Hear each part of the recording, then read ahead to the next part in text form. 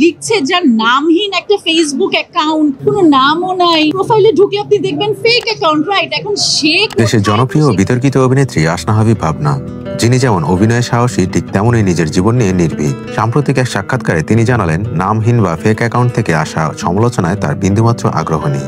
আসনা হাবিব ভাবনা ছোট পর্দা থেকে বড় পর্দায় উঠে আসা একজন অভিনেত্রী, যিনি অভিনয়ের পাশাপাশি শিল্প, নৃত্য ও সাহিত্য জগতেও নিজের অবস্থান তৈরি করেছেন। তার অভিনয় শুরু শিশুশিল্পী হিসেবে, কিন্তু আলোচনায় আসেন চলচ্চিত্র ভালোবাসা তুমি আমার এবং নাটক নট আউট দিয়ে। ভিন্নধর্মী চরিত্র, সাহসী ফটোশুট ও নিজের মতামত প্রকাশে নির্ভীক হওয়ায় ভাবনা প্রায়ই আলোচনায় থাকেন।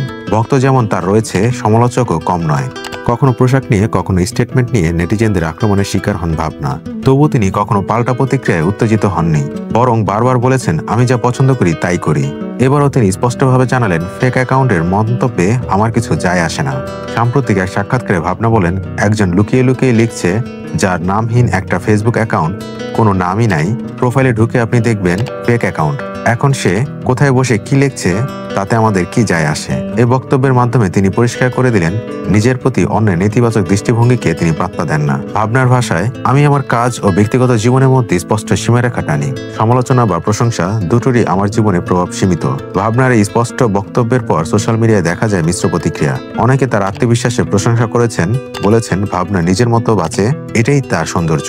আবার কেউ কেউ প্রশ্ন তুলেছেন, জনপ্রিয় ব্যক্তিত্ব হিসেবে সমালোচনা সহ্য করতেই হবে। তবে ভাবনার একটাই উত্তর, আমার জীবন আমার নিয়ম। ভাবনা শুধু অভিনেত্রী নন, তিনি একজন নৃত্যশিল্পী এবং লেখিকাও। নিজের সৃজনশীল দিকটাও তার আসল পরিচয়। তিনি বিশ্বাস করেন, একজন শিল্পী সবচেয়ে বড় শক্তি হলো নিজের সততা। সেই সততাই তাকে আলাদা করে তোলে।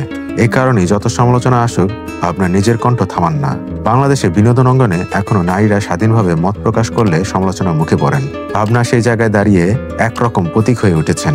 তিনি বারবার দেখিয়েছেন, সমালোচনার ভয় পেলে শিল্পী কখনো সৃজনশীল হতে পারেন না।